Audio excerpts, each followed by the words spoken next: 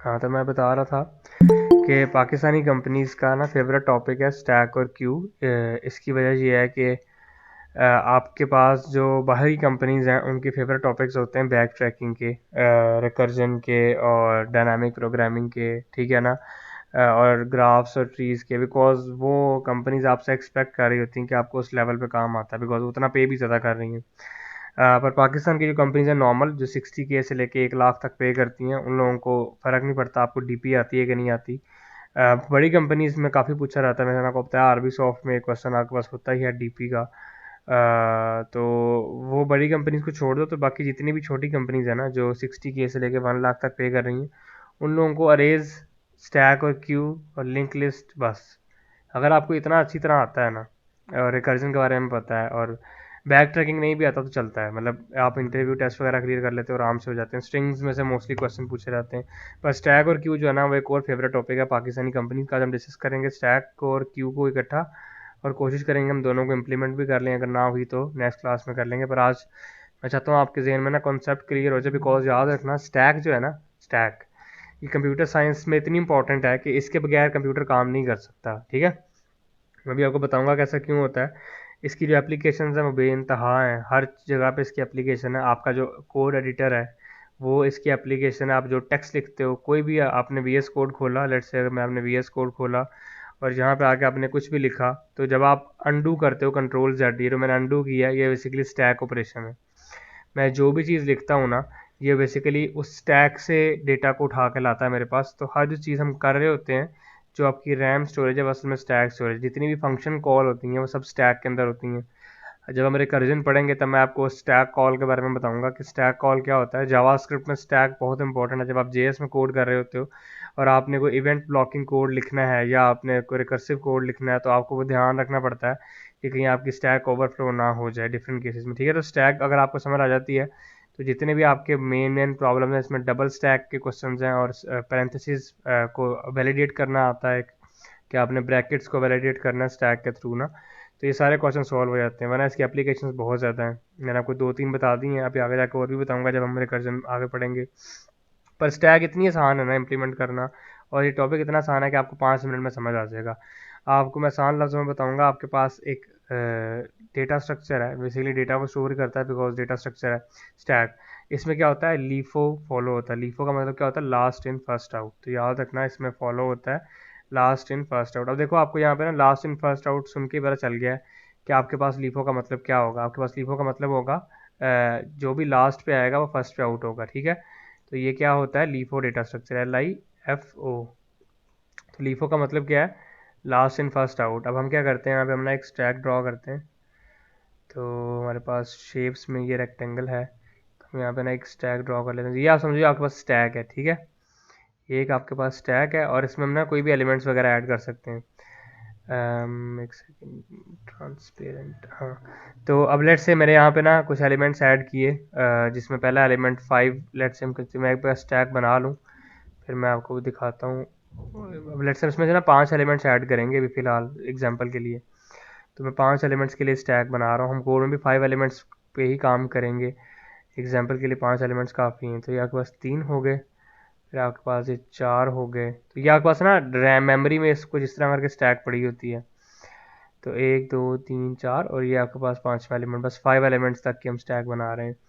तो मैं क्या कहता हूँ कि मुझे इसमें 5 एलिमेंट्स को स्टोर करना है, तो मैं यहाँ पे कहता हूँ। अब मैंने आपको बोला क्या है कि ये क्या डेटा स्ट्रक्चर है, लास्ट इन फर्स्ट आउट है, ठीक है।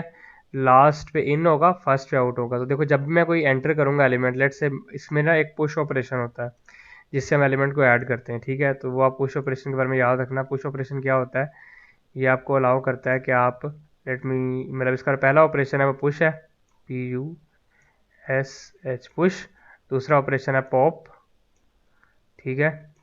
ठीक है, तो ये 2 मेन ऑपरेशन हैं स्टैक के जो आपके पास लीफो के थ्रू इम्प्लीमेंट होते हैं। अब क्यू में भी ये सेम पुश पॉप ही होता है, लेकिन उसकी इम्प्लीमेंटेशन डिफरेंट तरीके से है, बिकॉज जो क्यू है वो फर्स्ट इन फर्स्ट आउट है। क्यू तो बहुत आसान है, स्टैक को ज़रा समझो। स्टैक में क्या होता है, लेट से मैंने 5 ऐड किया तो वो लास्ट पे आएगा, ठीक है ना, last in first out. 6 add किया इसके ऊपर आ गया, 7 ऐड किया, 9 ऐड किया, और मैंने 11 ऐड किया, लेट्स से। तो ये मेरे पास एक ना स्टैक बन गई है 5 6 7 11 की। एक तो ना मुझे अपने लिखाई पे दुख होता है, इनके पास कोई न्यूमेरिक में लिखने वाली चीज़ भी नहीं है। टेक्स्ट है वो इतना बड़ा कर देता है हर चीज़ को। रुको ज़रा, सेंड टू बैक लॉक, पेंसिल से ही लिखते हैं। अब सही लिखेंगे हम, 5 4, ठीक है, 3 11 और 7, ठीक है। ये आपकी स्टैक है। अब आपने यहाँ पे समझना क्या है, मैंने आपको बोला लास्ट इन फर्स्ट आउट है, तो लास्ट पे इन होगा, फर्स्ट पे आउट होगा। जब आप पुश करोगे तो एलिमेंट 5 पे ऐड हुआ, फिर 4, फिर 3, फिर 11, फिर 7। लेकिन जब आप पॉप करोगे तो यहाँ पे क्या होता है, पहले 7 बाहर जाएगा, बिकॉज मैंने आपको क्या बताया, लास्ट इन फर्स्ट आउट। जो लास्ट पे इन आएगा वो फर्स्ट पे आउट होगा, तो 7 लास्ट पे आपने इन किया है ना, तो जब जैसे ही आप पॉप कॉल करोगे तो सबसे पहले ये निकलेगा, फिर ये निकलेगा, फिर ये निकलेगा, और फिर इस तरह करके आपकी पूरी स्टैक खाली हो जाएगी, ठीक है। जब स्टैक आपकी एम्प्टी होगी तो ये बेसिकली स्टैक का टॉप होता है, तो हम स्टैक का टॉप कहते हैं। जब भी आपकी स्टैक एम्प्टी होगी तो टॉप इक्वल टू 0 के बराबर होगा या नल के बराबर होगा, ठीक है।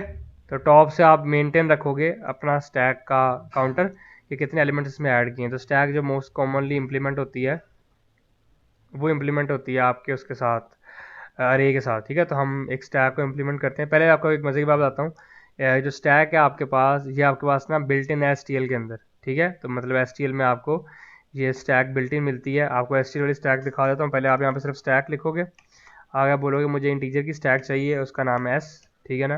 तो S डॉट पुश, और यहाँ पे आप 5 ऐड करोगे तो ये इसे पुश कर देगा, ठीक है ना। फिर आप चाहो तो सी आउट कर सकते हो स्टैक को, लेकिन आपको मैंने बताया कि स्टैक को प्रिंट करने के लिए आपको इटरेटर लिखना पड़ेगा, बिकॉज ये जो डेटा स्ट्रक्चर है ये बिल्ट इन नहीं है, ये बेसिकली STL में से आ रहा है, ठीक है। तो आप यहाँ पे फॉर लूप लिख सकते हो, ठीक है ना। या पहले आप ज़रा फंक्शन देख लो कौन कौन से वेरिएबल होते हैं। तो see out S dot push आपने देख लिया ना, तो हम एक काम करते हैं, हम 5 एलिमेंट्स को पुश करते हैं, 5 4। ये पहले मैं आपको STL वाली दिखा रहा हूँ, फिर हम खुद से भी इम्प्लीमेंट करेंगे। ये बेसिकली STL में जिस तरह से इम्प्लीमेंट हुई हुई है वो आपको मैं बता रहा हूँ। और आप मोस्टली हमेशा जब इम्प्लीमेंट करोगे, वैसे इंटरव्यू में कभी भी आपको कहा नहीं जगह के स्टैक को इम्प्लीमेंट करो, बहुत रेयर चांस है। तो आप STL वाली इस्तेमाल कर सकते हो अपनी फ़ायदे के लिए, ठीक है, बिकॉज इसमें टाइम बड़ा बचता है, आपको सारी स्टैक इंप्लीमेंट नहीं करनी पड़ेगी। लेकिन अगर आपको कहा जाए कि स्टैक को इम्प्लीमेंट करना, तो फिर आपको इम्प्लीमेंट करना पड़ेगा, ठीक है। उसके बाद इसमें एक फंक्शन होता है S डॉट साइज़ का, ठीक है ना। तो S डॉट साइज़ से आप इसका साइज़ प्रिंट कर सकते हो, ये आपको साइज़ ला देगा। इसके बाद इसके और फंक्शंस होते हैं जिसमें आपके पास होता है मुझे पॉप का, ठीक है। तो सी आउट करो अगर आप, और यहाँ पर रिक्वेस्ट डॉट पॉप, और इस फंक्शन को कॉल करो तो ये आपके पास पॉप कर देगा, ठीक है, एक एलिमेंट को। तो अगर हम इसको रन करके देखें तो ये क्या बोल रहा है, सी आउट,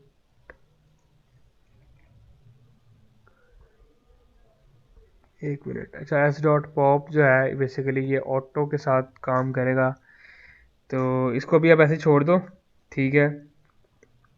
इसको जब हम खुद इंप्लीमेंट करेंगे ना तब हम इसे देखेंगे, लेकिन अगर आप चाहो तो इसे आप इंप्लीमेंट कर सकते हो, बिकॉज सिर्फ S डॉट पॉप जो है ना ये आपका आउटपुट कुछ नहीं देता है, इसको आपको इसके बाहर लिखना पड़ेगा, ठीक है। मैं पॉप करके ना फिर दोबारा साइज आपको प्रिंट करके दिखाता हूँ। तो ये मेथड है आपको एक्चुअली टेस्ट करने का कि पॉप हुआ कि नहीं हुआ, ठीक है। तो हम क्या करेंगे, पहले साइज प्रिंट करेंगे, ठीक है, फिर उसके बाद पॉप करेंगे, फिर साइज प्रिंट करेंगे। तो इससे हमें एक्चुअली पता चल जाएगा कि एलिमेंट्स पॉप हो रहे हैं कि नहीं, ठीक है।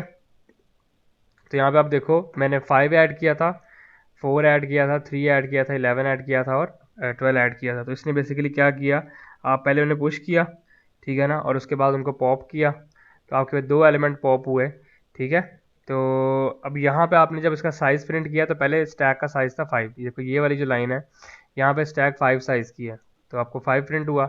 फिर आपने एक एलिमेंट को पॉप किया, ठीक है, फिर आपको 4 प्रिंट हुआ, फिर आपने एक और पॉप किया, तब आप जब उसका साइज़ प्रिंट करोगे अब आपको 3 प्रिंट होगा, बिकॉज उसमें से 2 एलिमेंट्स निकल चुके हैं, ठीक है।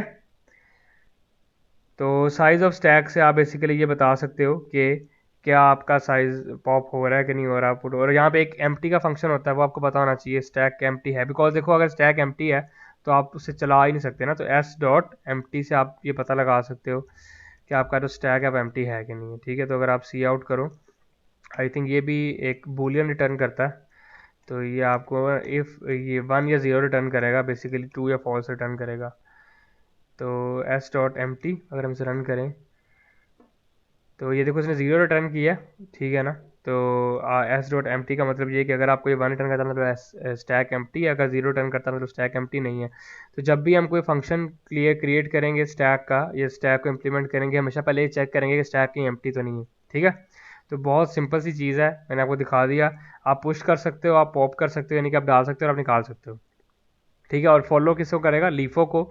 लास्ट इन फर्स्ट आउट, जो एंड पे डलेगा सबसे पहले बाहर वही जाएगा। तो यहाँ पे देखो मैंने लास्ट में 12 डाला है, तो 2 दफ़ा पॉप किया है तो 12 निकल गया और 11 निकल गया, ठीक है।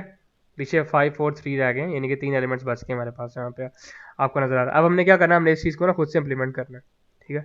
तो ये तो हमने कर दिया, उसके साथ बेसिकली यूजिंग STL, ठीक है, यूजिंग STL। पर हमने अब इसे खुद से इंप्लीमेंट करना है। तो खुद से इंप्लीमेंट करने के लिए जो मेथड अब आपके पास है अरे बेस्ड है, जो मोस्ट पॉपुलर मेथड है, मोस्ट आस्क्ड है, वो अरे बेस्ड है। तो हम क्या करेंगे, हम एक क्लास बनाएंगे अपनी खुद की जिसका नाम होगा स्टैक, ठीक है। तो ये हम इसको इंप्लीमेंट करने लगे हैं अब स्टैक को। तो गौर से समझना, बहुत आसान है, कुछ मुश्किल नहीं है। तो यहाँ पे देखो जब हम स्टैक से बनाएंगे तो देखो एक अरे बनाएंगे हम, ठीक है। तो ये बेसिकली C++ क्लास इस तरह से लिखते हैं। तो इसके पब्लिक डेटा मेंबर्स होंगे, ठीक है, बेसिक ऊप है, पब्लिक डेटा मेंबर्स होंगे। और उनमें सबसे पहले हम एक अरे बनाएंगे, तो इंट ARR अरे। और अब मैंने आपको बोला था कि अरे क्या होगी, डायनामिक अरे होगी, तो इसलिए हमें अरे का पॉइंटर लेना पड़ेगा। डायनामिक अरे क्यों, बिकॉज स्टैक का साइज़ कुछ भी हो सकता है, ठीक है। तो वो आपको रन टाइम पे पता चलेगा कि स्टैक का साइज़ क्या है। तो अगर आप नॉर्मल अरे रहोगे तो आप रिस्ट्रिक्ट हो जाओगे यूज़र को कि भैया आप सिर्फ 5 की अरे बना सकते हो या 10 की बना सकते हो। तो हमें स्टैक अगर 50 का चाहिए हो तो क्या करना पड़ेगा, इसलिए हम लेंगे डायनामिक अरे। और डायनामिक अरे हमको रन टाइम पे इसका वो देगा कि कितने एलिमेंट इसके अंदर होंगे। मैं भी आपको बताता हूँ उसका क्या मतलब है।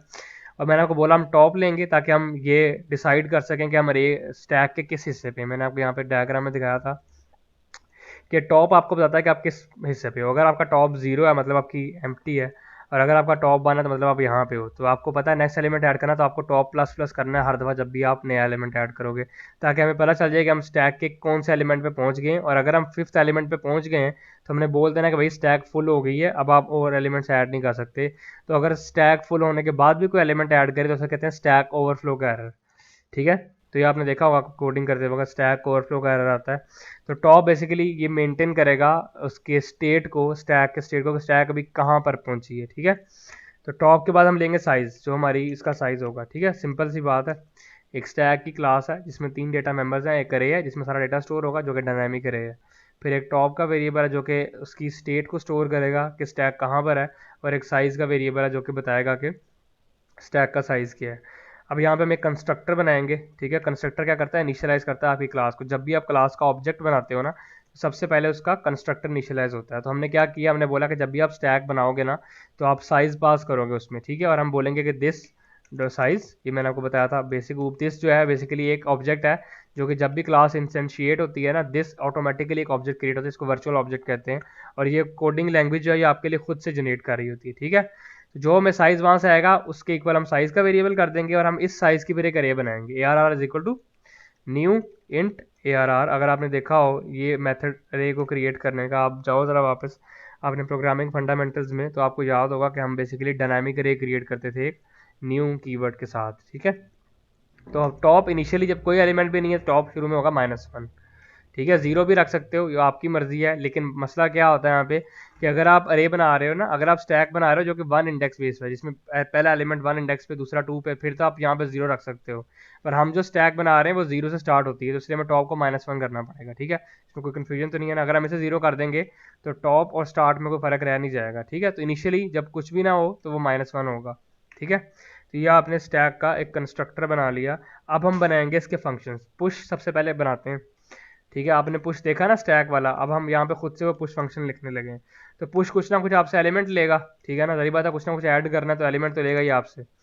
और फिर उसको क्या करेगा, सबसे पहले ये चेक करेगा कि जो आपका अरे का जो बेसिकली जो स्टैक का साइज़ है वो जो आपकी टोटल अरे है उससे छोटा है कि नहीं है। अगर नहीं तो स्टैक ओवरफ्लो है। सिंपल मैंने आपको बताया था ना, यहाँ पे देखो कि यहाँ पे अगर आपकी स्टैक पहले से यहाँ पर पड़ी हुई है और आप एक नया एलिमेंट ऐड कर रहे हो तो स्टैक ओवरफ्लो कर रहे हो ना आप, आपके पास तो ऑप्शन ही नहीं है, तो आप क्यों ऐड करोगे नया एलिमेंट। तो जब भी पुश करना है पहले चेक करना है कि भैया स्टैक आप हो किधर, ठीक है। तो यहाँ पे हम इफ़ चेक लगाएंगे कि इफ़ जो आपकी स्टैक का साइज़ है, ठीक है ना, उसको अगर आप माइनस करो टॉप के साथ, जिस पे आपका टॉप एलिमेंट अभी पड़ा हुआ है, और वो अगर ग्रेटर देन 1 आए तभी आप एलिमेंट ऐड कर सकते हो ना, वरना एलिमेंट ऐड नहीं कर सकते। अब इसका मतलब क्या है यहाँ पे, इसको समझो ज़रा गौर से। टोटल साइज मेरे पास लेट से 5 है, मैं आपको 5 की एग्जांपल देता हूँ। तो हम यहाँ पे लेट से कहते हैं create a stack with, imagine a stack, बल्कि क्रिएट तो भी की नहीं, तो इमेजिन करते हैं हम लोग, imagine a stack with 5 elements. ठीक है, हम लोग यहाँ पे एक 5 एलिमेंट्स की स्टैक को इमेजिन कर रहे हैं। ठीक है, तो यहाँ पे आप लोगों ने इमेजिन करना है 5 एलिमेंट्स हैं आपके पास। तो अब देखो साइज़ 5 है, बिकॉज साइज़ हमने 5 डाला। टॉप शुरू में क्या है, -1 है। ठीक है, तो जब पहली बार ये पुश करने की हम कोशिश करेंगे तो साइज़ 5, ठीक है ना, आप उसमें से माइनस करोगे -1 को, जो कि कर नहीं होता, बिकॉज माइनस में से -1 तो प्लस हो जाएगा ना, और वो ग्रेटर देन 1 आएगा। ठीक है ना, इसका मतलब क्या है, लेट देखो मेरी बात सुनो। अगर आपका साइज भी 6 है और आपका टॉप भी 6 पे पहुंच गया है, तो साइज में से आपने टॉप माइनस किया तो 6 - 6 क्या हुआ, 0। 0 लेस देन 1 है, तो मतलब स्टैक ओवरफ्लो हो चुकी हुई है, अब आप एलिमेंट ऐड नहीं कर सकते। समझ आ गई है ना, बहुत सिंपल सी लॉजिक है। अब अगर ऐसा है कि आपका साइज माइनस टॉप जो है वो 0 नहीं आ रहा, वो ग्रेटर देन 1 आ रहा है, यानी कि आप एक एलिमेंट ऐड कर सकते हो उसके ऊपर, तो आप क्या बोलोगे, टॉप होगा जो कि आप प्लस प्लस हो जाओ, बिकॉज आपको मैंने बोला कि जब भी आप एक नया एलिमेंट करोगे ऐड, तो आपको टॉप को हर बार एक बार आगे मूव करना है, यहाँ से इधर फिर यहाँ से इधर, ताकि आपको ट्रेस रह सके कि आप असल में हो कहाँ पे ना स्टैक के अंदर अभी। तो ये आपने क्या किया, टॉप को कर दिया प्लस प्लस, और आपने क्या बोला, ए आर आर में 0th इंडेक्स पे, यानी टॉप अब 0 हो गया ना, -1 में प्लस प्लस किया तो 0 हो गया, 0 इंडेक्स पे स्टोर कर दो किसको, एलिमेंट को। ठीक है, और अगर ऐसा नहीं होता, अगर एल्स है, ठीक है, तो सी आउट कर दो कि आपकी जो स्टैक है वो ओवरफ्लो हो चुकी हुई है। ठीक है, सिंपल, मैंने आपको बताया स्टैक ओवरफ्लो का, स्टैक ओवरफ्लोड। तो ये आपकी स्टैक ओवरफ्लो हो गई है, तो ये आपने सिंपल सा एक पुश का फंक्शन इंप्लीमेंट कर लिया, बहुत आसान था। ठीक है, अब पॉप का भी इंप्लीमेंट करना है, तो वो भी ऐसे कर लेते हैं, वॉइड पॉप। अब पॉप तो एलिमेंट नहीं ना लेता हमसे कुछ भी, पॉप ने तो बस एक एलिमेंट को निकालना है एंड पे से। तो हम यहाँ पे फिर चेक लगाएंगे भैया, पहले चेक करो इफ़ जो आपका टॉप है वो ग्रेटर देन है या इक्वल टू 0 है, तभी तो कोई एलिमेंट एग्जिस्ट करता है, वरना तो नहीं करेगा ना। समझ रहे हो ना, कि लेट से अगर आपका कोई टॉप जो है वो शुरू में -1 था, अगर आपका टॉप -1 ही है, मतलब स्टैक तो एम्प्टी है, उसमें तो कुछ भी नहीं है, तो पॉप क्या करोगे। अगर आपका top greater than equal to 0 है, बिकॉज 0 भी तो एलिमेंट स्टोर हुआ है ना, यहाँ पे आपने देखा मैंने 0 पे स्टोर किया पहले एलिमेंट को। तो अगर आपका top greater than equal to 0 है, तब आपने क्या बोलना है, टॉप माइनस माइनस। ये क्या करेगा, मैं एग्जांपल लेता हूँ, लेट से यहाँ पे चलते हैं। लेट से आपका जो टॉप है उस वक्त जहाँ पर था, जैसे आपने टॉप माइनस माइनस किया तो वो ऑटोमेटिकली इधर आ गया। अब 11 को कोई पॉइंटर नहीं जा रहा, मतलब आपकी एरे ने 11 को पॉइंट करना छोड़ दिया है, और डायनामिक एरे है ना, जैसे ही वो इसको पॉइंट करना छोड़ेगी ये मेमोरी गई। ठीक है, ये मेमोरी ऑटोमेटिकली डिलीट हो जाएगी, बिकॉज अब आपका कोई इसको पॉइंट ही नहीं कर रहा, बिकॉज अरे को मैंने बोला अरे एक पॉइंटर है, यहाँ पे गौर से देखो, ये जो आपकी एरिया एक पॉइंटर है। ठीक है, तो ये हर एलिमेंट को पॉइंट कर रही है, बिकॉज डायनामिक एरे यार, तो ये पहले एलिमेंट को पॉइंट करती, आगे सारी कंटीन्यूअस मेमोरी आप एक्सेस कर सकते हो। लेकिन जैसे ही मैंने टॉप माइनस माइनस किया, उसने उस एलिमेंट को पॉइंट करना बंद कर दिया और हमारा एक एलिमेंट चला गया। और अगर ऐसा नहीं होता तो आप कह दो कि स्टैक जो है आपकी अंडरफ्लो है। अंडरफ्लो का मतलब होता है कि जो आप एलिमेंट निकालना चाह रहे हो असल में पहले से एग्जिस्ट नहीं करता। ठीक है ना, यानी खाली स्टैक में से आप पॉप करना चाह रहे हो। ठीक है, तो स्टैक अंडरफ्लो का मतलब होता है कि आप एक ऐसे एलिमेंट को पॉप कर रहे हो जो कि एग्जिस्ट ही नहीं करता। ठीक है, तो ये आपने पॉप भी इंप्लीमेंट कर लिया। ठीक है, अब इसके बाद इंप्लीमेंट करना है आपने एम्प्टी का ना, बूल इज एम्प्टी। मैंने को बोला था ना कि इसका जो रिटर्न टाइप है वो बूलियन होती है, तो इज एम्प्टी आपको बूलियन रिटर्न करेगा। और देखो अगर आपका टॉप -1 है, देखो कितना आसान है कि अगर आपका जो टॉप है वो इक्वल टू -1 के है, ठीक है ना, -1 के इक्वल है, ठीक है, तो सिंपल रिटर्न कर दो स्टैक इज एम्प्टी, रिटर्न कर दो अपना ARR का टॉप इंडेक्स, सिंपल। ठीक है ना, और अगर ऐसा नहीं है, सी आउट कर दो स्टैक इज एम्प्टी। तो ये आपका एम्प्टी का कोड भी होगा, जहाँ से आप रिटर्न कर दोगे -1, तो ये आपका प्रोग्राम एग्जीक्यूशन यहाँ पर हॉल्ट हो जाएगी। सॉरी सॉरी, ये स्टैक इज एम्प्टी तो ऊपर था, एक मिनट रुको। तो अगर आपका टॉप -1 है तो रिटर्न आपने करना है ट्रू, सॉरी, टॉप तो रिटर्न होगा जब आप पीक पे जाओगे। तो यहाँ पे अगर ऐसा नहीं तो आपने रिटर्न कर देना फॉल्स, बिकॉज ये बूलियन है, मुझे भूल गया कि मैंने इसकी रिटर्न बूलियन रखी थी। ठीक है, तो देखो अगर टॉप -1 है तो रिटर्न कर दो ट्रू, और अगर ऐसा नहीं तो रिटर्न कर दो फॉल्स। तो अगर आपकी जारी बात है एम्प्टी कब ही होगी, जब आपका टॉप -1 होगा, जैसे एलिमेंट ऐड करोगे टॉप प्लस प्लस हो जाएगा, तो खाली तो रही नहीं। तो ये बूलियन आपको ये बताएगा कि कैसे रिटर्न करना है। अब यहाँ पर एक फंक्शन है, वो आता है पीक का। ठीक है ना। पीक क्या होता है कि मोस्ट टॉप एलिमेंट आपने बताना है कि सबसे टॉप पे भी इस वक्त कौन सा एलिमेंट है। ठीक है ना। तो वॉइड पीक, पीक आपको कहता है कि मैं आपको बताऊंगा कि कौन सा एलिमेंट आपके ना सबसे टॉप पर पड़ा हुआ। तो देखो सिंपल है कि अगर आपका टॉप जो है वो greater than equal to zero है, देखो ये चेक लगाना बहुत जरूरी है, इसके बगैर आपको पता नहीं चलेगा कि स्टैक एम्प्टी है कि भरी हुई है। ठीक है। तो रिटर्न कर दो ARR टॉप को। ठीक है ना। तो ये आपके ना सबसे टॉप वाले एलिमेंट, देखो जो मैंने आपको बोला था जब भी आपके पास स्टैक होगी ना तो वो हमेशा जो टॉप होगा वो आपके नेक्स्ट एलिमेंट को पॉइंट कर रहा है और हमेशा टॉप एलिमेंट पे होगा जो कि सबसे ऊपर वाला एलिमेंट है। तो आपने यहाँ पे क्या बोला कि अगर तो top greater than equal to zero है तो रिटर्न कर दो ARR किसको, टॉप को। और यहाँ पे इसकी जगह इंट आएगा, वॉइड नहीं आएगा बिकॉज हम रिटर्न कर रहे हैं। और अगर ऐसा नहीं है तो एल्स हो जाएगा, और एल्स आप बोल दोगे स्टैक इज़ एम्प्टी, और वो हम वहीं से ऊपर से ले लेंगे। स्टैक इज़ एम्प्टी, यहाँ पे हम सी आउट लिख सकते हैं, स्टैक इज़ एम्प्टी, ऊपर मैंने लिखा नहीं, स्टैक इज़ एम्प्टी। ठीक है। तो रिटर्न कर दो -1। तो ये आपकी बेसिकली पूरी स्टैक की क्लास ही हमने इम्प्लीमेंट कर ली। इतना आसान था स्टैक को इम्प्लीमेंट करना। अब हम अपनी खुद की स्टैक क्रिएट करते हैं। ठीक है। तो यहाँ हम लिखेंगे कस्टम स्टैक, और यहाँ पे हम लोग बनाएंगे स्टैक। तो स्टैक का ऑब्जेक्ट बनाते हैं स्टैक, ये क्लास आ गई, इसका ऑब्जेक्ट एस के नाम से बनाते हैं और इसमें हम 5 एलिमेंट पास करेंगे जिससे हमने पहले किया। तो एस डॉट पुश, अब हमारे सारे अपने फंक्शंस काम करेंगे यहाँ पे। तो लेट से 11 पुश किया, इसके बाद आप जो चाहो पुश कर सकते, 5 एलिमेंट डालने हैं आपके पास, कोई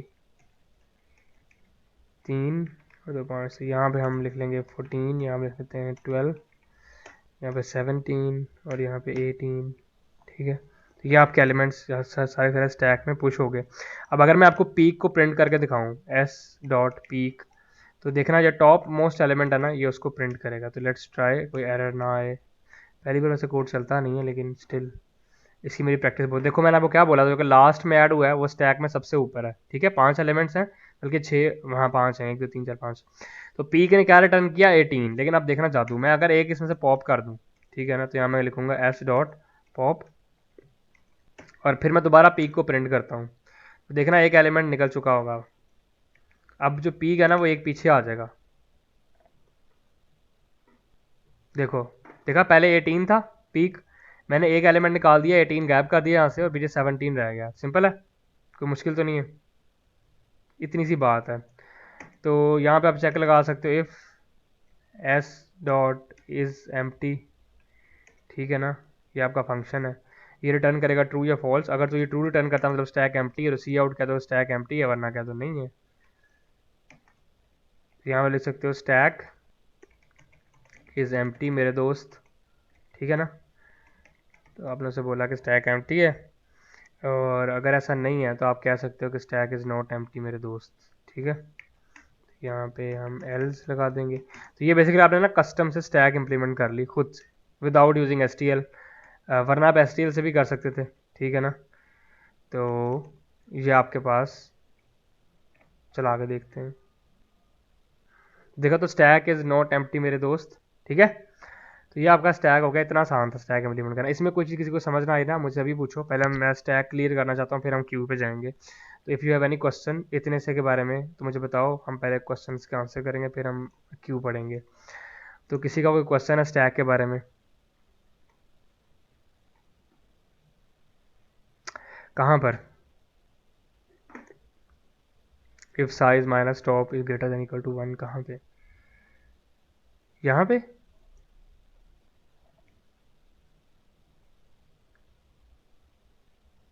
नहीं, ग्रेटर देन इक्वल टू 1 नहीं ना आएगा। मैं एग्जांपल देता हूँ, देखो अगर मेरा साइज माइनस टॉप 1 के बराबर है, ठीक है, मैं एग्जांपल देता हूँ कि मैंने 6 की साइज़ की स्टैक क्रिएट की और मेरा टॉप इस वक्त 5 पे है।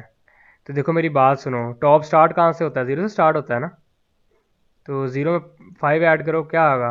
6 नहीं आएगा? 0 1 2 3 4 5, तो 5 तक जाते रहते कितने एलिमेंट हो गए? 6 पूरे हो गए कि नहीं? आई समझ? तो अगर आप इक्वल टू यहाँ पर डालना चाहते हो तो उसके लिए आपको जो ये है इसको ज़ीरो करना पड़ेगा, तो फिर ये काम करेगा। लेकिन जब तक ये -1 है तो यहाँ पे =1 नहीं आ सकता, बिकॉज मैंने आपको बताया कि वो हमेशा 0 से स्टार्ट करता है, तो 0 काउंट होता है as an element, because 0 index जो भी चीज़ें एज एन एलिमेंट काउंट होती है। तो किसी को क्वेश्चन है स्टैक के बारे में मुझसे पूछो तो फिर हमने क्यू पढ़ना स्टार्ट करना है। क्यू भी बहुत आसान है, क्यू बल्कि इससे ज़्यादा आसान है, स्टैक में फिर थोड़ा ऊपर नीचे रहता है, पर क्यू बहुत आसान है। बताओ कोई क्वेश्चन है किसी का? हाँ, मैं एक शीट बनाऊंगा, मैं बना रहा हूँ शीट, मैं आपको दूंगा जैसे ही आपके डेटा स्ट्रक्चर्स पूरे कंप्लीट हो जाएंगे ना, तो फिर वो क्वेश्चन ही आपने करने हैं। पूरा आपका 2 मंथ है, अप्रैल और मई का ना, 2 मंथ क्वेश्चन करना, आराम से आप कोई भी क्रैक कर लोगे। तो अब हम लोग करेंगे क्यू, ठीक है। तो ये आपका स्टैक हो गया। तो अब यहाँ पे मैं एक नई फाइल क्रिएट करता हूँ, तो उससे हम करेंगे क्यू। क्यू बहुत आसान है। तो क्यू मतलब आप समझ लो कि आसान लफ्ज़ों में वो हलवा है, हलवा, क्या वो UE.cpp, ठीक है। तो ये आपने क्यू बना ली, ठीक है। तो क्यू, और यहाँ पर मैंने लिखा कम्पेटिटिव प्रोग्रामिंग, ये, और ये आपके पास आई क्यू। अच्छा, अब सबसे पहले स्टैक की पहले समझ लो बल्कि, हाँ, तो समझ लो। हाँ, तो ये हमने बनाया था स्टैक, स्टैक। तब हम लोग बनाएंगे, यहाँ से न्यू की ऑप्शन कहाँ से आ रही है? New new new, not now, चलो खैर है।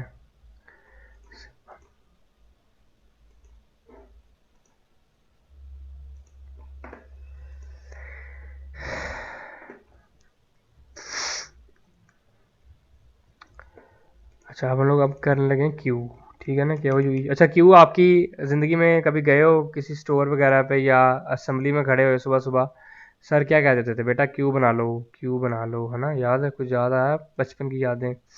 तो क्यू बेसिकली सिंपल वही चीज़ है जो आप बचपन से देखते आ रहे हो, आपके साथ होता आ रहा है। क्यू क्यू एक डेटा स्ट्रक्चर जो कि आपको अलाउ करता है कि आप फर्स्ट इन फर्स्ट आउट के थ्रू इंप्लीमेंट करो किसी भी चीज़ को। फर्स्ट इन फर्स्ट आउट क्या होता है? क्यू में अगर आप कभी खड़े हुए हो तो जो सबसे आगे खड़ा होता है उसी को पहले खाना मिलता है कि नहीं? शादी पे कभी गए हो और खाना लेने की लाइन में खड़े हो, तो जो पीछे खड़े हुए हैं उसको नहीं खाना मिलेगा, पहले जो आगे खड़ा है उसको पहले खाना मिलता है, ऐसे ही होता है। हाँ, अगर आप शरारती नहीं हो तो, अगर आप लड़के ले रहे हो तो फिर तो आपको मिलेगा पहले। तो फर्स्ट इन फर्स्ट आउट बहुत आसान, वही कॉन्सेप्ट है सेम स्टैक वाला, सिर्फ एक चीज़ बदलेगी, बाकी सब सेम रहेगा, ठीक है। लेकिन क्यू के कारनामे बहुत ज़्यादा हैं, आप लोग देखोगे रियल लाइफ में, आपको मैं क्यू के कारनामे आगे जाके दिखाऊंगा। तो आप देखना ज़रा क्यू के कारनामे क्या क्या हैं। यकीन करो, प्रायोरिटी क्यू इतना इंपॉर्टेंट टॉपिक है ना, बाहर की कंपनीज में प्रायोरिटी क्यू जो होती है, पर वो हम पढ़ेंगे आगे जाके जब हम रिकर्जन पढ़ लेंगे। अभी बस आपको बेसिक क्यू और फीफो के बारे में बता रहा हूँ, आगे जाके प्रायोरिटी क्यूज़ पढ़ेंगे। जब आप DFS इम्प्लीमेंट करते हो ना, depth first search, breath first search, तब आपको क्यूज़ दिखना, फिर आपको याद आएगा कि हमने क्यूज़ पढ़ी थी एक दौर में और का इतना ज़्यादा काम है, ठीक है। तो वो भी आगे जाके, भी उसके आने का पहले इंतज़ार करो। तो तब तक हम लोग क्या करते हैं, क्यूब वही 5 एलिमेंट की बना रहा हूँ जिस तरह पहले बनाई थी, कोई मुश्किल नहीं है, चिल सीन है। एक सेकेंड, ये ड्राइंग करने में ना बहुत टाइम लगता है, मुझे लगता है मुझे ना इमेजेस बना लेनी चाहिए इसकी पहले से, हमारे 10 मिनट बच जाएंगे। 3 4 होगी ना, 1 2 3 4, हाँ 5। तो देखो कोई भी एलिमेंट इधर ऐड कर दो क्यू में, वो ऑटोमेटिकली आपको फर्स्ट इन फर्स्ट आउट देगा। तो लेट्स से पुश एलिमेंट करना है तो वो सेम मैकेनिज्म सेम है, जिस तरह आप स्टैक में पुश करते थे, ठीक है। लेट्स से मुझे 5 पुश करना है, 5 ऐसे ही बना देता है उसे, 6 8, आखिरकार 8 बन गया, 11, ठीक है, और 15, ठीक है। अब क्यू आपसे क्या बोलेगी? क्यू कहेगी कि आप जो पहले एलिमेंट ऐड कर रहे हो ना उसी को निकालो। तो मैंने आपको स्टैक में क्या बताया था कि आपका एलिमेंट जो पहले आएगा वो पहले बाद में जाएगा, basically last in first out था। लेकिन इसमें देखो सबसे पहले क्या आया था, 8 आया था ना, मतलब 5 आया था, तो 5 ही पहले बाहर जाएगा। बहुत आसान है, ठीक है। तो जो पहले एलिमेंट ऐड करोगे वो पहले बाहर जाएगा, तो ये फर्स्ट इन फर्स्ट आउट है। तो इसका मतलब ये होता है कि जो भी पहले एलिमेंट आएगा वो पहले जाएगा। तो क्यू में जब भी आप लाइन में किसी में खड़े होते हो, मैंने आपको बताया एग्जांपल दी, आप सिनेमा जाओ या आप खाने की लाइन में लगे हो, तो जो पहले आगे वाला होता है उसको पहले टिकट मिलती है या उसको पहले नान मिलते हैं, पीछे वाले को बाद में मिलते हैं, ठीक है। तो हम क्यू को इम्प्लीमेंट करते हैं। क्यू भी इम्प्लीमेंट करने के दो तरीके हैं, अरेज के साथ और लिंक लिस्ट के साथ, ठीक है। अब लिंक लिस्ट के साथ भी इम्प्लीमेंट करना मैं आपको सिखा सकता हूँ, पर वो आपको मैं दूंगा कि आप खुद घर से करो, बिकॉज इतना कुछ मुश्किल नहीं है। जिस तरह आपने लिंक लिस्ट पहले वैसे इम्प्लीमेंट किया है, अगर आप उसी लिंक लिस्ट को बना दो एक कंबाइंड फॉर्म में, लाइक सिंगली लिंक लिस्ट को, वो एक क्यू बन जाती है, ठीक है।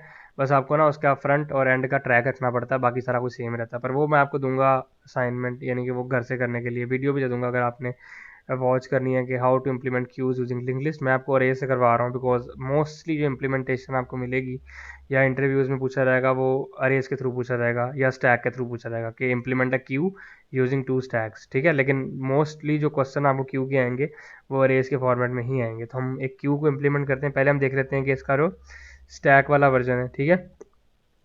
तो स्टैक वाले वर्जन में आपके पास, जिस तरह मैंने आपको पहले बोला कि स्टैक थी से क्यू भी होती है, क्या हो, यू ई क्यू, और यहाँ पे आप एक इंट बनाओगे क्यू नाम की क्यू, और क्यू डॉट पुश, ठीक है ना। सेम वही जिस तरह हमने पहले पुश की थी चीज़ें। तो यहाँ से हम कॉपी कर लेते हैं पुश की कमांड्स, यही कर लेते हैं, ठीक है।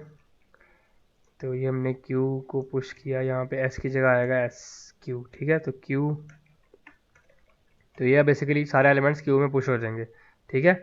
आप इसका साइज़ प्रिंट कर सकते हो, क्यू डॉट साइज़, जिस तरह आप पहले उसका कर रहे थे स्टैक का। तो देखो अगर आपको स्टैक अच्छी तरह आती तो क्यू करना कोई मुश्किल काम है ही नहीं, ठीक है। तो देखो 5 एलिमेंट है, 5 साइज़ आ गया। इस तरह आप पॉप कर सकते हो, ठीक है, क्यू डॉट पॉप, ठीक है। जैसे आप पॉप करोगे एक एलिमेंट निकल जाएगा, तो अगर आप दोबारा से साइज़ प्रिंट करोगे तो अब 5 की जगह 4 आएगा, ठीक है, बिकॉज एक एलिमेंट निकल गया,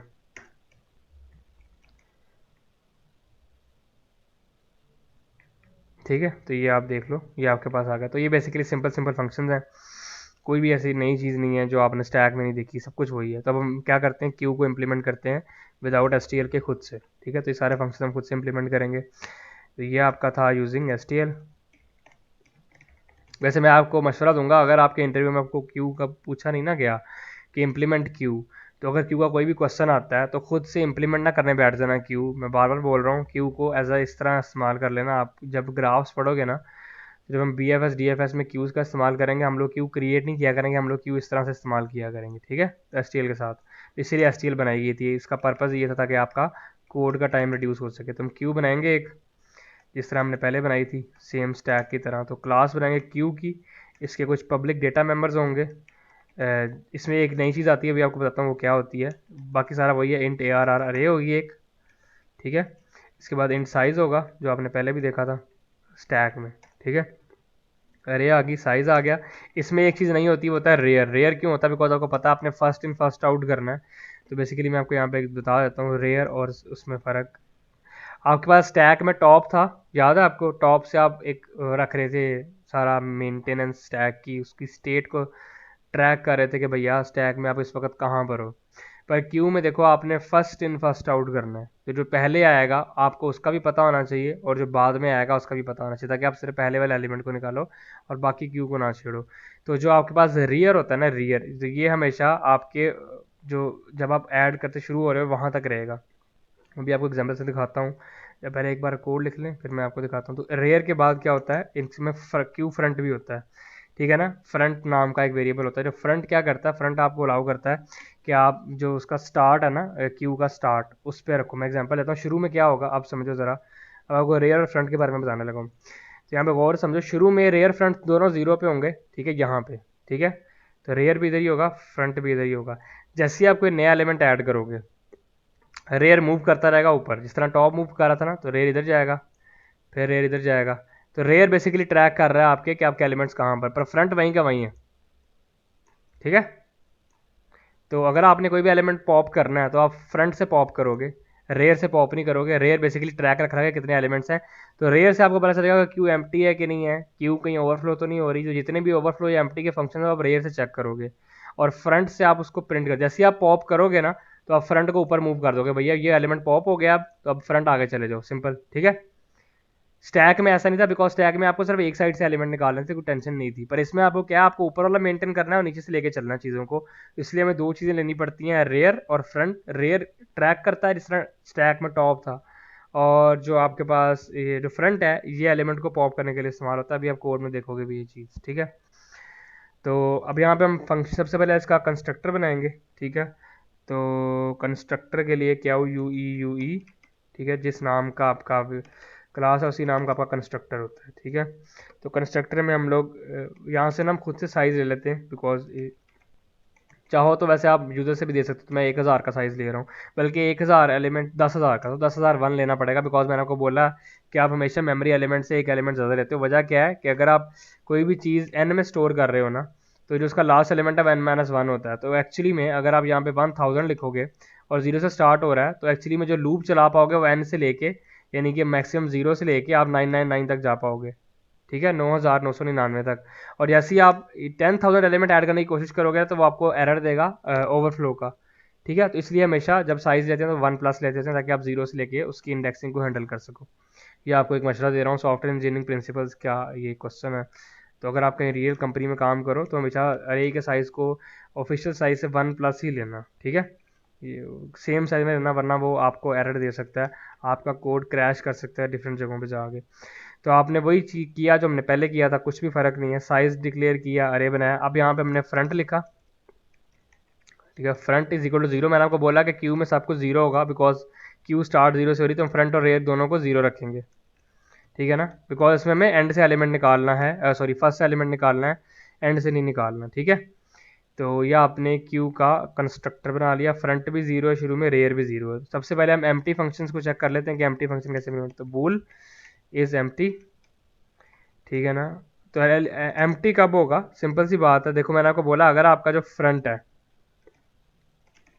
जो फ्रंट आपका है वो इक्वल टू ए रेयर के, यानी कि दोनों जीरो है ना, यानी इसका मतलब कोई भी एलिमेंट ऐड नहीं हुआ। सिंपल सी बात है, मैंने आपको बोला जैसे आप एलिमेंट ऐड करते हो तो क्या होता है, रेयर प्लस प्लस हो जाता है, ठीक है ना। लेकिन अगर रेयर जीरो और फ्रंट भी जीरो है तो सिंपल सी बात है, रिटर्न कर दोगे ट्रू कि आपकी जो क्यू है वो एम्प्टी है, वरना क्या रिटर्न कर दोगे कि वो फॉल्स है, यानी कि एम्प्टी नहीं है। सिंपल। कोई मुश्किल था इसमें एम्प्टी के फंक्शन में? बहुत आसान, ठीक है ना।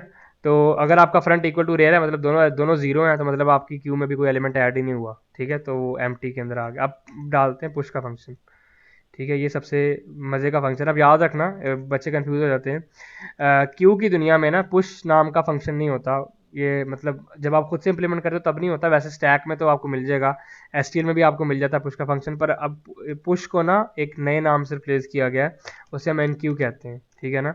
तो इंटरव्यूअर आपसे पूछ के ना आपको परेशान करने के लिए आपसे पूछ सकता है कि एन क्यू क्या होता है, बताओ मुझे, ठीक है। तो आपने कहना एन क्यू वही चीज़ है जो आपका पुश का फंक्शन है, कोई खास फ़र्क नहीं है इसमें। देखो हम सेम वही इंप्लीमेंट कर रहे हैं, बस सिर्फ फंक्शन का नाम हमने पुश से जगह एन क्यू कर दिया है, ठीक है ना। एन क्यू की स्पेलिंग गलत है, एन क्यू, ठीक है। और डी क्यू भी होता है, उसका मतलब है पॉप। तो पुश और पॉप को मैं यहाँ पे आपको लिख देता हूँ ताकि आप कंफ्यूज ना हो। तो push is equal to enqueue E in queue. तो क्यू के अंदर जो पुश है वो एन क्यू के बराबर होता है, ठीक है। तो एलिमेंट लेंगे हम, और अब देखो वही बात है, इफ़ जिस तरह हम स्टैक में टॉप को चेक कर रहे थे ना, यहाँ पे अगर आपको याद हो हमने टॉप को टेस्ट किया था जब हम उसमें एलिमेंट ऐड कर रहे थे, यहाँ पे देखो ये, ठीक है। अब हम यहाँ पर चेक करेंगे रेयर को, बिकॉज रेयर अब ट्रैक कर रहा है ना चीज़ों को। मैंने आपको यहाँ पे एग्जांपल में दिखाया भी था डायग्राम में कि अब आप रेयर से ट्रैक कर रहे हो। ये एक्चुअली में ना रेयर होता है, ठीक है ना। तो रेयर बेसिकली आपका ट्रैक कर रहा होता है एलिमेंट्स कहाँ आ रहे हैं कहाँ जा रहे हैं, और रेयर की जिम्मेदारी तो ये REAR रेयर, ठीक है। तो ये रेयर जो है ये ट्रैक कर रहा है आपके एलिमेंट्स को, क्या आपका एलिमेंट्स कहाँ से आ रहा है। और ये फ्रंट है, इसका कोई ख़ास काम नहीं है, सिर्फ और सिर्फ आपको एम्प्टी और बाकी चीज़ों में हेल्प करने के लिए बनाया गया फ्रंट, ठीक है। तो अब यहाँ पर इफ़ रेयर जो है वो आपके इक्वल टू साइज़ के बराबर आ गया है। सिंपल सी बात है, जो आपके क्यू का साइज़ है अगर आपका रेयर उसके बराबर पहुँच गया तो सिंपल आपकी क्यू फुल है, बोल दो कि क्यू इज़ फुल, ठीक है ना। क्यू इज़ फुल, इसमें कोई सोचने वाली बात नहीं। और अगर फुल नहीं है, यानी कि अगर फुल नहीं है तो फिर हम एलिमेंट ऐड कर सकते हैं ना। तो एल्स क्या बोलेंगे, ARR में रेयर पे जाके एक नया एलिमेंट ऐड कर दो इज इक्वल टू एलिमेंट, और रेयर को क्या कर दो, प्लस प्लस करना है, बिकॉज रेयर प्लस प्लस नहीं करोगे तो आगे कैसे जाएगा। सिंपल एन क्यू हो गया। अब सिंपल ऐसे डी क्यू भी करेंगे। देखो कितना आसान है इम्प्लीमेंट करना, सिर्फ आपकी ना जहन में एक बार लॉजिक बिल्ड होनी चाहिए और आपको ना ड्रॉ करना आना चाहिए कि चीज़ें बन कैसे रही हैं। तो कोड लिखना 1 सेकंड की बात होती है। तो इसमें आपके पास इसको हम डी क्यू कहते हैं, ठीक है ना। ठीक है, तो डी क्यू का मतलब क्या होता है, पॉप क्यू के अंदर, ठीक है। तो ये डी क्यू हो जाएगा, यहाँ पे हम एलिमेंट नहीं लेते। अब डी क्यू में क्या चेक करेंगे, पहले फ्रंट चेक करेंगे ठीक है ना। देखो अगर फ्रंट आपका, ठीक है ना, अगर आपका फ्रंट रेयर के इक्वल है, ठीक है, तो भैया वैसी एम्प्टी है, ठीक है, कुछ निकाल नहीं सकते बीच में से, सिंपल। आगे समझ। अगर आपका फ्रंट रेयर के इक्वल है तो क्यू तो एम्प्टी है, आपने ऊपर चेक लगाया हुआ है यहाँ पे। तो अगर क्यू एम्प्टी है तो डी क्यू कैसे करोगे, मतलब पॉप कर ही नहीं सकते अगर आपकी पहले से वो एम्प्टी है। तो यहाँ पे एल्स में भी आके लॉजिक लिखेंगे हम उसकी, जो कि डी क्यू करेगा, यानी कि पॉप करेगा, फर्स्ट इन को इम्प्लीमेंट करेंगे, फर्स्ट आउट अब इम्प्लीमेंट होने लगा है, ठीक है। तो यहाँ पर हम लोग क्या करेंगे, पहले हम ये ट्रैक रखेंगे, अच्छा कि भैया आप लोग इस वक्त किस एलिमेंट पे हो, ठीक है ना, मतलब आपका जो फ्रंट है किस एलिमेंट पे, हम इंट आंसर। अब यहाँ पे रिक्वायर्ड नहीं है ये, पर मोस्टली जो आपको इम्प्लीमेंटेशन मिलेंगी ना इंटरनेट पे, वो आपको इस तरह से मिलेंगी कि जो डी क्यू का फंक्शन है ना, वो रिटर्न करता है जिस एलिमेंट पे वो इस वक्त है, ठीक है। तो वो अप्रोच भी अगर आप करना चाहो तो कर सकते हो, अगर आपने रिटर्न नहीं करना तो आप रिटर्न ना भी करो, ठीक है। तो मैं आपको पहले विदाउट रिटर्न वाली अप्रोच दिखा देता हूँ, फिर रिटर्न वाली दिखा दूंगा, ठीक है। तो जो ए आर आर है उसका जो फ्रंट है, ठीक है ना, यानी कि जिस पे अभी वो एलिमेंट है, उसको आप कर दोगे -1, ठीक है ना, बिकॉज अब हमें उस चीज़ को रिमूव करना है, हमें उसको डी क्यू करना है, तो जो एलिमेंट वहाँ पर पड़ा हुआ है उसकी जगह हमें -1 डाल देना है, बिकॉज हमें उसको डी क्यू करना है। और फ्रंट को कर देना ++, बिकॉज अब आपका हम वो एलिमेंट डी क्यू कर चुके हैं, तो उसको फ्रंट फ्रंट करके आगे ले जाना और कहानी ख़त्म हो जाएगी, ठीक है ना। और अगर इस केस में जब हम ये काम कर रहे हैं, अगर आपका फ्रंट जो है वो इक्वल टू आ जाता है किसी भी वजह से रेयर के, ठीक है ना, लेट्स से एक ही एलिमेंट था और आपने ऐसे उसको पॉप किया, वो रेयर के इक्वल आ गया, तो क्या करोगे, वापस सब कुछ जीरो कर दोगे, तो front is zero, simple. Let's say अगर एक ही एलिमेंट था, ये एक ही एलिमेंट की कंडीशन है, अगर आपके क्यू में एक ही एलिमेंट था, या आप पॉप करते गए और आखिरी एलिमेंट तक पहुंच गए, तो जब लास्ट एलिमेंट आएगा तो आपका फ्रंट ऑटोमेटिकली रेयर के इक्वल हो जाएगा, सिंपल, बिकॉज साइज तो वही है ना। तो फ्रंट ने इक्वल टू जाना रेयर के, तो जैसे ही फ्रंट इक्वल टू रेयर के हो जाए तो फ्रंट को भी जीरो वापस कर दो और इसको भी जीरो, जैसे रीसेट बटन नहीं होता स्टॉप वॉच के अंदर की, जैसे ही आपका आप स्टॉप वॉच से कुछ रिकॉर्ड करते हो और फिर रीसेट दबाते हो, सब कुछ जीरो जीरो हो जाता है दोबारा से। तो लेट्स से अगर आप पॉप करते करते इसके एंड पे पहुंच जाते हो क्यू के, और क्यू खत्म हो जाती है, तो वापस आप उसे रेयर को फ्रंट को जीरो कर दोगे, और जैसे ही आप इसको जीरो करोगे ना, इज एम्प्टी वाली कंडीशन ट्रू हो जाएगी और Boolean is empty true return कर देगा कि आपकी क्यू खत्म होगी, खाली होगी, दोबारा से पुश करो, समझ रहे हो। तो ये आपका डी क्यू का फंक्शन है। अब इसमें एक जो इंडस्ट्री स्टैंडर्ड है वो इस तरह से होता है कि डी क्यू रिटर्न करता है आंसर को, ठीक है। तो अगर आप ऐसा चाहते हो तो यहाँ पे लिख सकते हो int answer is equal to A R R, front पे जो भी है उसको निकाल लो, बिकॉज उसको हम यहाँ से खत्म करने लगे हैं, तो उसको पहले गेट कर लो और यहाँ पे उसे रिटर्न कर दो, ठीक है। तो ये आपने डी क्यू में रिटर्न कर दिया अपने उस एलिमेंट को जो कि उस वक्त वहाँ पे एग्जिस्ट कर रहा था, सिंपल है, कोई मुश्किल। ठीक है, तो दोनों तरह के फंक्शन मैंने आपको दिखा दिए। अब जिस तरह वहाँ पे आपने टॉप का फंक्शन इंप्लीमेंट किया था ना कि आपको पीक चाहिए एलिमेंट, पीक एलिमेंट, इसमें फ्रंट एलिमेंट का नाम होता है, ठीक है। पीक की जगह हम यहाँ पे फ्रंट का फंक्शन बनाते हैं। तो ये फ्रंट क्या करता है, आपको फ्रंट एलिमेंट जो कि एलिमेंट होता है वो रिटर्न कर देता है, ठीक है। तो यहाँ पे भी हम वही चेक लगाएंगे कि इफ़ जो फ्रंट है वो रेयर के इक्वल है तो मतलब वो एम्प्टी है, ठीक है ना। तो ये रिटर्न कर देगा -1 बिकॉज आपकी वो ऑलरेडी एम्प्टी है, ठीक है। लेकिन अगर ऐसा नहीं है, एल्स है, ठीक है, तो वो सी आउट करेगा, बेसिकली रिटर्न करेगा, बिकॉज मैंने ऊपर इंट लिया है, तो रिटर्न करेगा आपकी ए आर आर फ्रंट को, तो ये आपका फ्रंट रिटर्न कर देगा, सिंपल। आई समझ। क्लास बनाए फिर क्यू की। अब जो हमने ऊपर सब कुछ किया है उसका हम कस्टम क्यू बनाएंगे, ठीक है ना। कस्टम क्या हो, यू ई, ठीक है, कस्टम क्यू, और यहाँ पे क्या हो, यू ई, और यहाँ पे हम बनाएंगे क्यू, क्यू नाम की, और इसमें हमने साइज़ दे दिया हुआ है तो कंस्ट्रक्टर को पास करने की ज़रूरत नहीं है, बिकॉज आपके पास ऊपर साइज़ ऑलरेडी डिफाइंड है। तो देखो हमने साइज़ दे दिया है, तो हम सिर्फ क्यू से क्यू करेंगे और हमारे पास क्यू तैयार हो जाएगी, तो हमें एक्स्ट्रा से कुछ यहाँ पे पास करने की ज़रूरत नहीं है, ठीक है। तो ये आपके पास क्यू का ऑब्जेक्ट बन गया एक, सिंपल, ठीक है। तो ये आपको अलाउ करेगा कि अब आप इसके साथ वो सारे फंक्शन अब परफॉर्म कर सकते हो जो कि आपने वैसे किए थे, ठीक है। तो अब क्यूज़ में ना एक मज़े की चीज़ होती है, इसमें ना आपके पास सर्कुलर क्यू भी एक होती है, ठीक है। मैं सर्कुलर क्यू अभी आपको आज नहीं दिखा रहा, वो भी रिकर्जन के बाद दिखाऊंगा। सर्कुलर क्यू में क्या होता है कि जिस तरह आपकी सर्कुलर लिंक लिस्ट है ना, सेम वही चीज़ है। तो जब हम सर्कुलर लिंक लिस्ट पढ़ेंगे ना, उसके साथ ही हम सर्कुलर क्यू भी पढ़ लेंगे, ठीक है। तो वो मैं फिर आगे जाकर आपको बताऊंगा। तो क्यू में आप क्यू डॉट पुश कर सकते हो, मैं हमने बताया पुश के हमने बनाया, तो हम यही कॉपी कर लेंगे ऊपर से और यही यहाँ पर पुश, बल्कि हमने पुश का फंक्शन नहीं बनाया, सॉरी, हमने बनाया है एन क्यू का, तो एन क्यू, तो यहाँ पे पुश की जगह एन क्यू आएगा, ठीक है, तो लेट्स होपफुली कोई एरर ना आए। हमने साइज़ का फंक्शन नहीं बनाया हुआ यहाँ पे, है ना, साइज़ रह गया। तो साइज़ वैसे वैसे ग्लोबल है, ठीक है ना, तो साइज़ ग्लोबली एक्सेसिबल है, आप ऐसे ही प्रिंट कर सकते हो डायरेक्टली साइज़ को। ये एरर किस चीज़ का दे रहा है यहाँ पे, इंट फ्रंट, एक मिनट रुको ज़रा, डी क्यू इफ एल्स,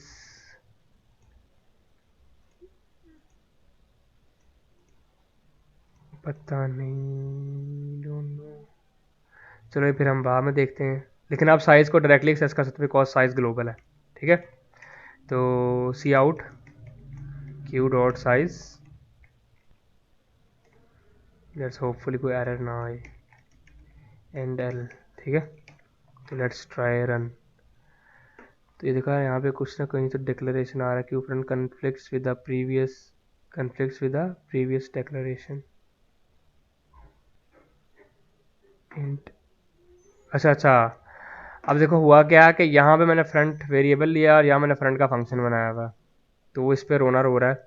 तो हम क्यू फ्रंट कर लेते हैं इस फंक्शन को, ठीक है, क्यू फ्रंट कर लें आराम से मस्त। तो क्यू डॉट साइज, साइज आपका वेरिएबल ग्लोबल है, तो ये देखो आपकी साइज प्रिंट हो गया क्यू का, ठीक है। अब आपको यहाँ से कोई एग्जैक्टली तो नहीं पता चलेगा बिकॉज एलिमेंट सारे क्यू में ऐड हो रहे हैं, तो मैं चाहता हूँ मैं आपको ना डी क्यू करके दिखाऊँ। वैसे साइज़ को मैं ना कस्टम ही रखना चाहिए ताकि आपको पता चल जाए कि एलिमेंट्स डी क्यू और एन क्यू हो रहे हैं, लेकिन अब देखो यहाँ से हमने डी क्यू में रिटर्न किया है ना, तो जो भी एलिमेंट हम डी क्यू करेंगे ना वो हमें यहाँ पे शो होगा। तो लेट्स हम एक बार इसे डी क्यू करके देखते हैं, सी आउट, ठीक है ना, क्यू डॉट डी क्यू और एंड एल। तो अब याद रखना फर्स्ट इन फर्स्ट आउट है, तो पहले एलिमेंट ऐड हुआ वही निकलेगा पहले। तो देखो 11 निकला, फर्स्ट इन फर्स्ट आउट है, पहले 11 ऐड हुआ था सबसे पहले, तो 11 ही निकला। तो आपको समझ आ गया स्टैक और क्यू में फ़र्क।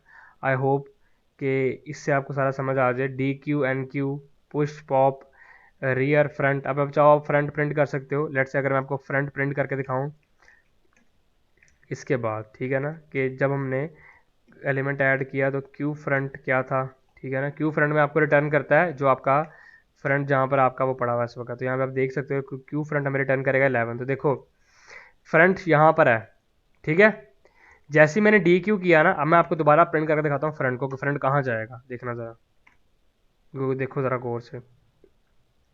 जादू देखा आपने, मैंने आपको बोला था ना, रेयर मूव करता है एलिमेंट ऐड करने से, ठीक है, और फ्रंट मूव करता है एलिमेंट रिमूव करने से। जैसे ही मैंने एक डी क्यू किया तो जो मेरा फ्रंट पहले 11 पे था अब वो फ्रंट 12 पे चला गया, ठीक है। तो ये आपका क्यू है। तो कोई भी क्वेश्चन है किसी का ऐसे पूछ लो, बहुत आसान चीज़ें हैं, सिर्फ एक दफ़ा खुद से बनाओगे ना ये सारा समझ आ जाएगा। सारी ज़िंदगी नहीं मुश्किल है क्यू में कभी भी, ठीक है।